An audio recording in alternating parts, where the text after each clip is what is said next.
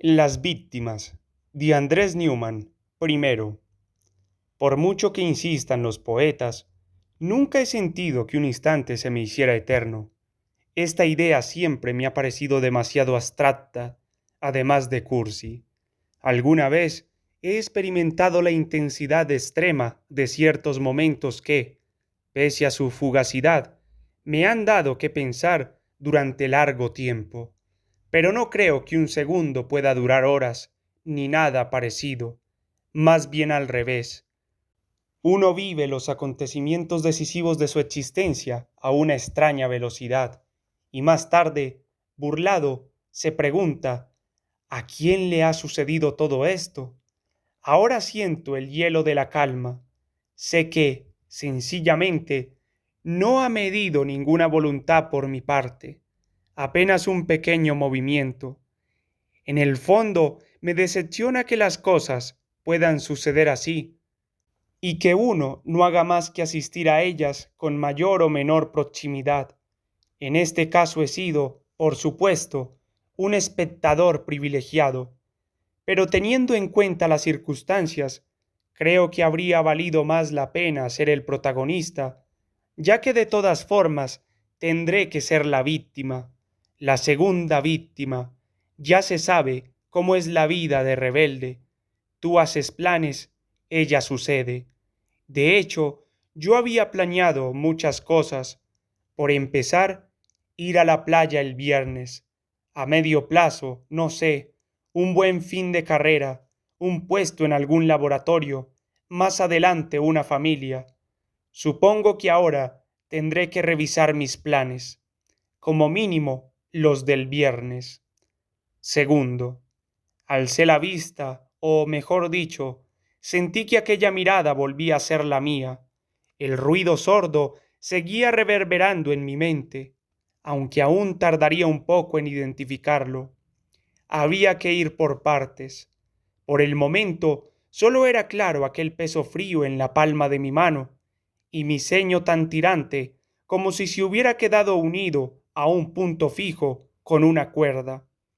Busqué ese punto fijo, recorrí la distancia desde un extremo al otro y di con él. Vi un lejano balcón a la izquierda, entre las palmeras. Ese balcón era de ladrillos, tenía una balaustrada de metal amarillento y pertenecía a un bloque de edificio similar al mío. El balcón estaba situado a menos de 100 metros de distancia, una planta o dos por encima de mi casa. El ruido sordo aumentaba de volumen, viajaba desde mis oídos hacia el centro de mi conciencia. En aquel balcón aún incidía el último sol de la tarde y no se veía nadie asomado. En el mío, sentado a la sombra con un revólver en la mano, yo podía oler la pólvora terminando de deshacerse en el aire. El arma no era mía, me la había prestado el imbécil de Newman, que se jactaba de tener en su casa tantos libros como pistolas. A mí, personalmente, me parece ridículo gastar dinero en armas o en escritores, pero él estaba contento y, lo confieso, consiguió picarnos la curiosidad a todos. Yo no tenía pensado probar un arma en la vida. De hecho, tampoco suelo tener mucho dinero. Así que me pareció que aquella era una oportunidad única para sentir sin ningún daño la muerte entre los dedos. Como decía el imbécil de Newman, que sucede con los libros y los revólveres. Ahora bien, entre decirle que sí, que podía ser, y que efectivamente él se presentara en mi casa con un revólver, había un trecho que no yo, sino él, había decidido recorrer. Ni siquiera fue idea mía lo del préstamo. Más bien, tengo la sensación de que Newman insistió para que yo me quedara con el revólver. Es cierto que no me negué, pero tampoco puede decirse que aceptase. Sencillamente llegó, me dio el arma, se tomó una cerveza que él mismo se sirvió, mientras yo acariciaba aturdido el tambor plateado, y al rato se marchó. Si analizo la situación dos veces, me entran ganas de ir a buscar ahora mismo a ese farsante, molerlo a patadas y decirle, mira lo que has hecho, pero si la analizo 3 veces, comprendo que ya da lo mismo. ¿Qué puedo hacer? No fue una decisión, solo me sucedió. O, para ser más justos, nos sucedió, porque ahora, aunque de diferente manera, somos dos las víctimas. 3. Al poco rato de irse el imbécil de Newman, salí al balcón y me quedé absorto en el destello del revólver. Pesaba más de lo que había imaginado. Disparar parecía más incómodo de lo que uno puede suponer por las películas. Después estaba el problema de la distancia. Por un lado, el rebote de la culata seguramente provocaría una inevitable elevación del brazo en el momento del disparo.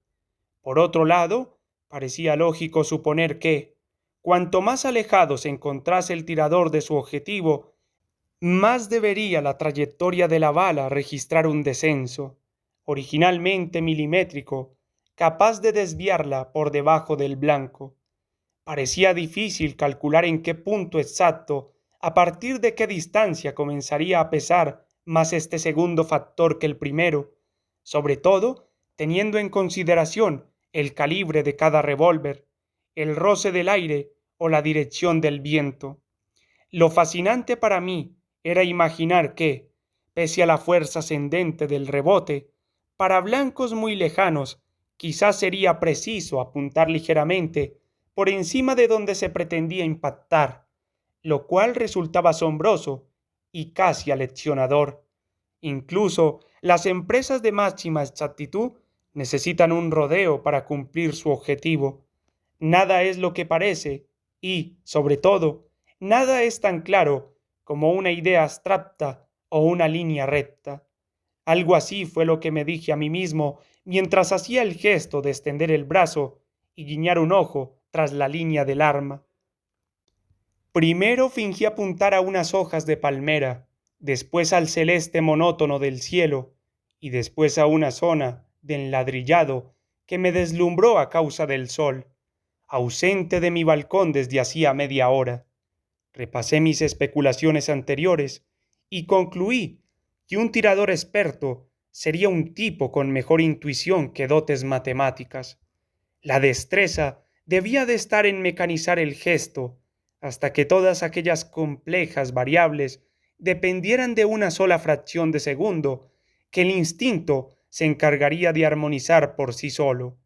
El área regular y compartimentada de unos ladrillos, por ejemplo, bien podría constituir un instrumento de medición rudimentario, pero eficaz para un tirador inexperto.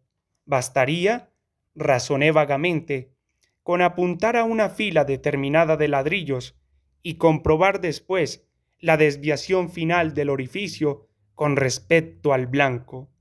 A partir de entonces, reconozco que no estoy demasiado seguro de nada. Solo recuerdo con nitidez el dibujo cegador de los ladrillos de enfrente, aquella pequeña silueta brillante detrás de la balaustrada y aquel temblor casi ajeno en la yema de los dedos. Hubo un cierto intervalo hasta el estruendo, o al menos hasta la reverberación de ese estruendo en mi conciencia. Sin embargo, no tengo la sensación de que todo durase mucho. Al contrario, solo ahora que me esfuerzo en hacer un inventario, puedo rescatar ciertas percepciones que en aquel momento no llegaron a hacérseme presentes.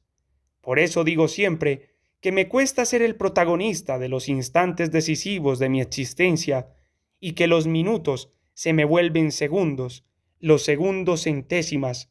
Eso, pese a todo, tampoco puedo estar 100% convencido de que las cosas sucedieran exactamente de esa forma. Quizás si el imbécil de Newman las contara, resultaría que él jamás había visto esta pistola o que hace meses que no pasa por mi casa. A saber, lo único aparentemente claro es que nadie me ha visto en el balcón a la hora del disparo y que estas explicaciones le resultarían inverosímiles a cualquier policía sensato.